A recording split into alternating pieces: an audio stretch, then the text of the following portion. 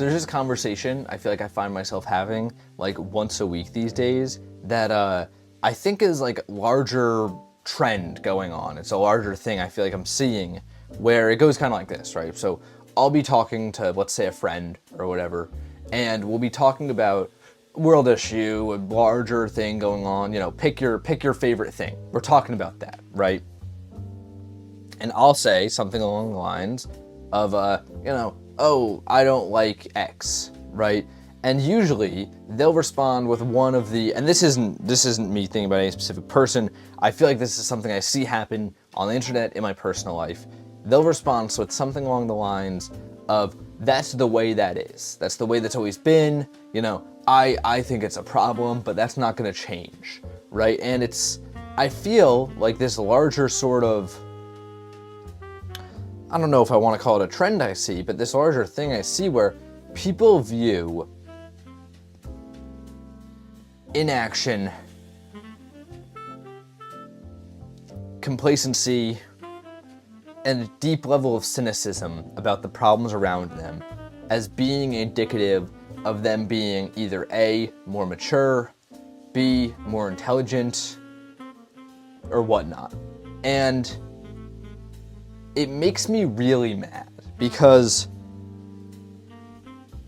I feel like we're kind of moving to this place where having optimism, having a level of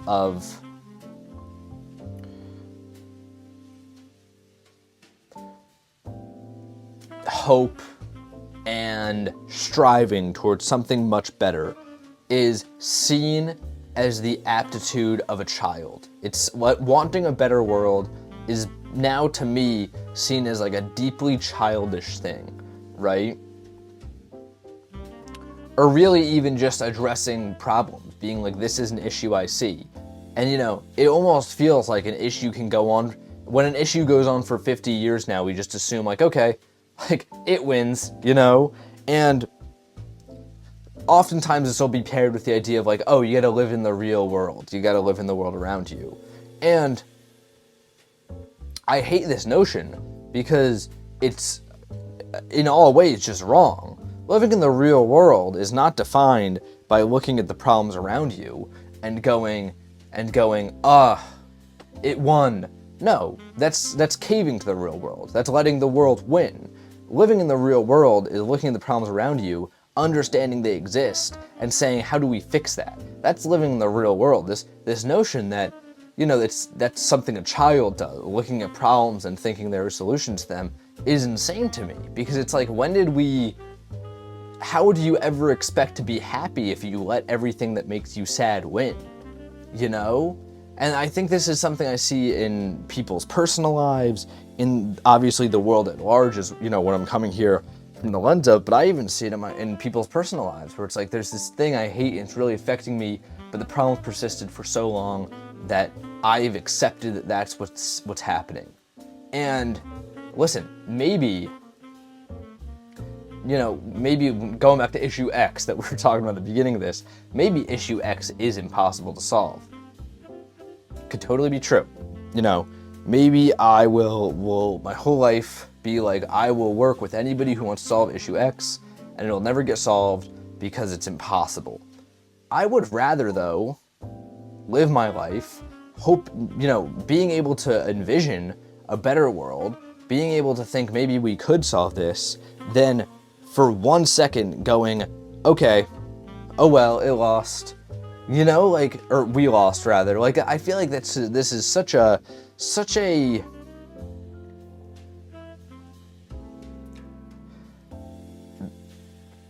bad thing. Like, it's just a bad mindset. I think it's also paired with this deep level of cynicism that I'm seeing about like human beings in general.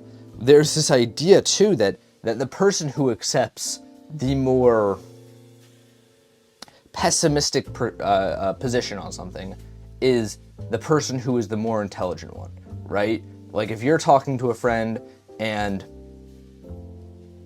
let's say you're like, oh,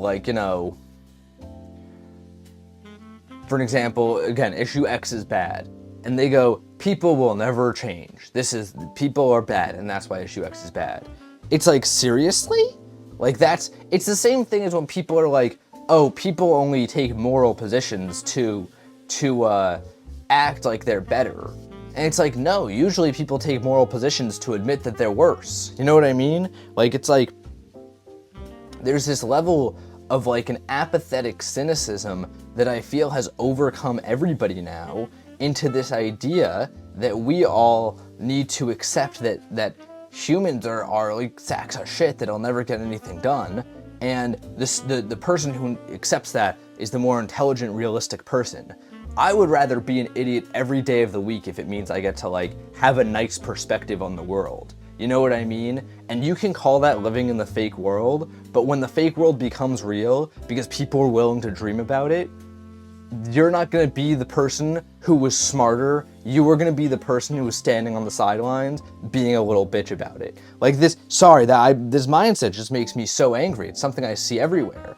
It's also like, listen, like I get humans have done a ton of bad things over the history of humanity, especially in the last like 500 years. Like Western civilization has not been kind to the rest of the world. Like I totally get that, right?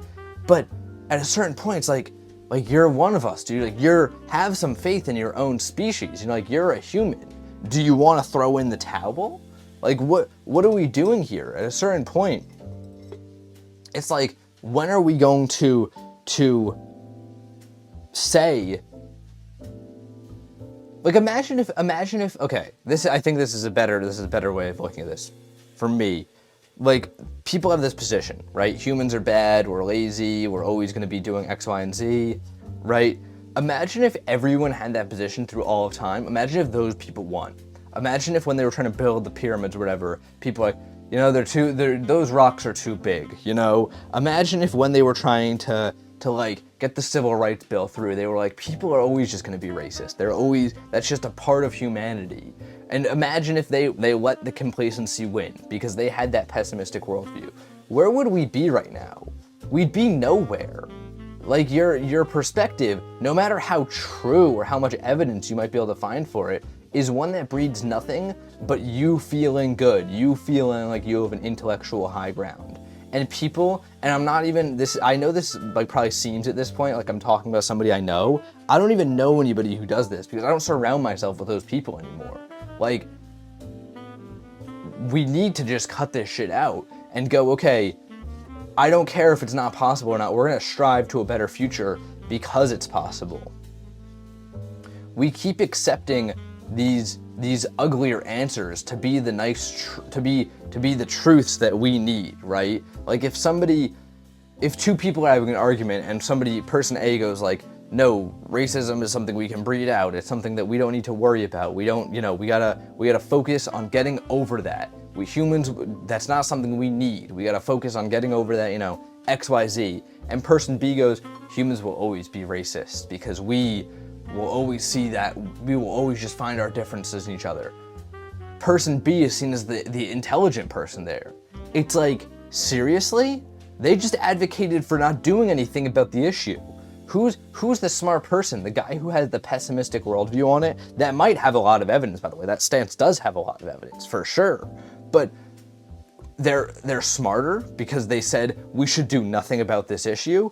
Who's the better person? Like, the guy that says this is impossible and tries anyways, or the guy who says this is impossible and throws his hands up in the air, So many people are saying they live in the real world right now, but all they're actually doing is becoming complacent and letting the real world win. They're letting the real world beat them until they don't have hope in anything anymore. They don't even have hope in themselves. And then they're going like, this is the intellectually sound position. At least I'm a smart person who sees through the whole lie of dreams and a good world ahead of us. Like, all you're doing is hurting everybody, including yourself, when you have that perspective.